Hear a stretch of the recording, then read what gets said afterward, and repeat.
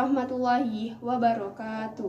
Alhamdulillahirabbil alamin. Wassalatu wassalamu ala asyrafil anbiya'i wal mursalin wa ala alihi wa ashabihi ajmain. Amma ba'du. Pertama-tama marilah kita panjatkan puji syukur kita kehadirat Allah Subhanahu wa taala atas nikmat dan karunia-Nya sehingga kita dapat berkumpul di tempat ini dalam keadaan sehat walafiat.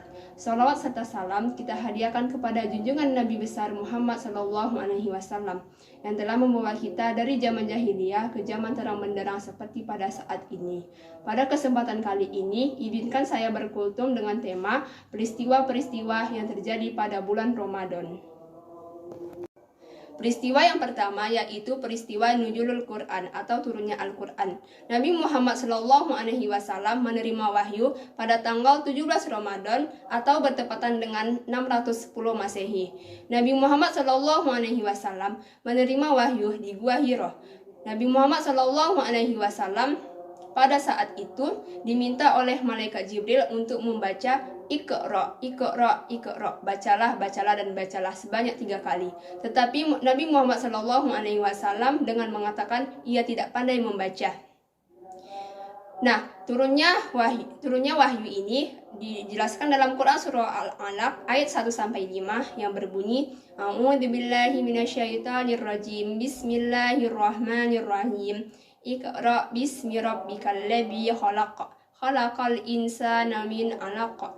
Iqra wa rabbukal akram. Alladzi 'allama bil qalam. 'Allamal insana ma lam ya'lam. Nah, peristiwa turunnya Al-Quran ini dijelaskan dalam Quran surah Al-Alaq ayat 1-5. Nah, pada ayat 1-5 merupakan wahyu pertama yang diturunkan oleh Allah Subhanahu wa taala melalui malaikat Jibril. Nah, peristiwa diturunkannya Al-Quran ini juga dijelaskan dalam Quran surah Al-Baqarah ayat 185 yang berbunyi A'udzubillahi minasyaitonirrajim. Bismillahirrahmanirrahim. Syahrul Ramadan alladzi unzila fihil Qur'an. Pada bulan Ramadan diturunkannya Al-Quran. Hudal linnasi wa bayyinati minal huda wal furqan, sebagai petunjuk bagi hidup manusia dan penjelasan antara yang hak dan yang batil. Nah, pada Quran surah Al-Baqarah ayat 185 menjelaskan tentang diturunkannya Al-Quran sebagai petunjuk bagi hidup manusia. Nah, serta membedakan antara yang benar dan dengan yang salah. Selanjutnya, peristiwa yang kedua adalah Lailatul Qadar. Apa itu Lailatul Qadar? Lailatul Qadar adalah malam yang lebih baik dari 1000 bulan. Nah, seperti yang dijelaskan dalam Quran surah Al-Qadar ayat 3 yang berbunyi Bismillahirrahmanirrahim. Lailatul Qadari khairum min alfi syahr. Malam kemuliaan itu lebih baik dari 1000 bulan.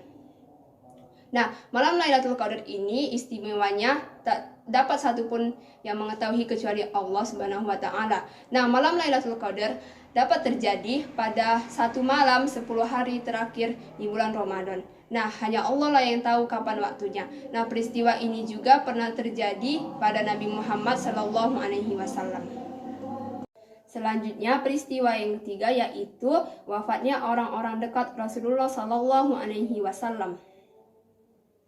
Seperti Fatimah Az-Zahra yang wafat pada 3 Ramadan tahun 3 Hijriyah.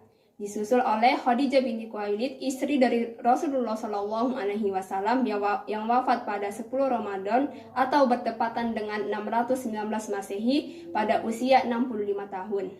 Dan disusul oleh Ruqayyah, anaknya Rasulullah SAW, istri dari Utsman bin Affan radhiyallahu anhu yang wafat pada saat Perang Badar atau bertepatan dengan 2 Hijriyah atau bertepatan dengan 624 Masehi. Selanjutnya Aisyah binti Abu Bakar, istri Rasulullah SAW.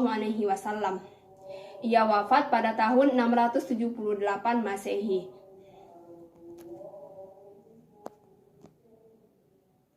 Selanjutnya, yang keempat adalah peristiwa terjadinya Perang Badar. Perang Badar dikenal dengan sebutan Ghazwa Badar Al-Kubra. Perang Badar merupakan awal kejayaan umat Islam. Nah, Perang Badar terjadi pada tanggal 17 Ramadan tahun 2 Hijriyah atau bertepatan dengan 12 Maret tahun 624 Masehi. Nah, Nabi Muhammad membawa pasukan dengan 313 pasukan, sedangkan non-muslim dengan 1000 pasukan. Namun, pasukan Nabi Muhammad SAW memenangkan pada perang Badar. Hal ini bisa disebut dalam Quran surah Al-Imran ayat 123. Selanjutnya, peristiwa yang kelima yaitu peristiwa kemerdekaan Indonesia. Nah, kemerdekaan Indonesia ini terjadi pada bulan Ramadan. Nah, bertepatan dengan pada bulan Ramadan pada tanggal 17 Agustus 1945. Selanjutnya, Khalid bin Walid bersama dengan 1000 pasukan berhasil menaklukkan kota Mekah tanpa peperangan. Nah, kemudian Nabi Muhammad SAW memerintahkan kepada Khalid bin Walid dan pasukan untuk menghancurkan 360 berhala di sekitar kota Mekah. Nah, setelah itu Nabi Muhammad SAW sholat di makam Nabi Ibrahim serta meminum air Zam-Zam. Mungkin itu saja kultum singkat dari saya. Lebih dan kurangnya saya mohon maaf. Unzur maqala wala tanzur man qala. Lihatlah apa yang disampaikan dan janganlah melihat siapa yang menyampaikan. Wabillahi taufiq wal hidayah. Wassalamualaikum warahmatullahi wabarakatuh.